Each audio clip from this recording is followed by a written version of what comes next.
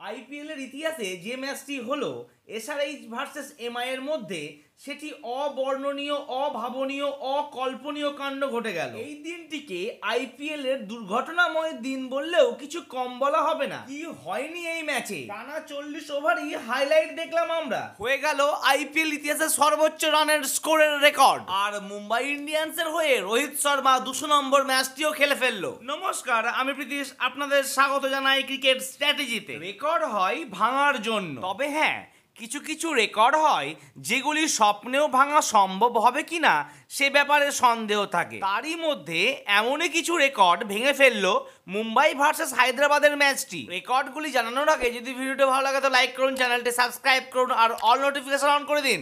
আগামী দিনে কোন জায়গায় যাচ্ছে ক্রিকেট তার বড়সড় উদাহরণ মুম্বাই ভার্সেস হায়দ্রাবাদের ম্যাচটিতে যেন চললো রানের সুনামি, বইল রেকর্ডের বন্যা। 2013 সাল থেকে আরসিবি বয়ে বেড়াচ্ছিল হাইয়েস্ট স্কোরের সাইনবোর্ড নিয়ে, কিন্তু এই ম্যাচটি সবকিছু শেষ করে দিল।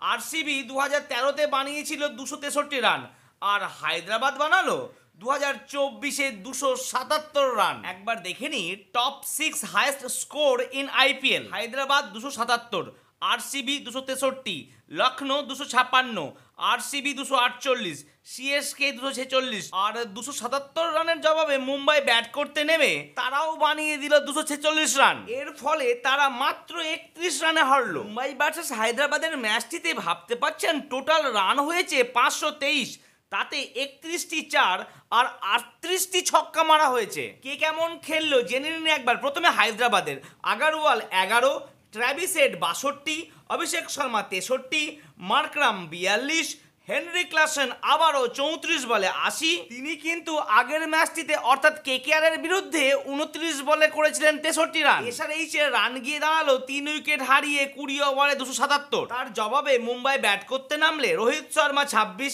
ঈশান কিষান 34, ধীর 30, বার্মা 64, পান্ডিয়া 24, শেফার্ড 15। আজ এই পর্যন্ত। আইপিএল এর ম্যাচের প্রত্যেকটি খবর পেতে হলে আমার চ্যানেলটিকে ফলো করুন, আর আমার ড্রিম 11 টিম পেতে হলে আমার টেলিগ্রাম চ্যানেলে ঝটপট জয়েন হয়ে যান।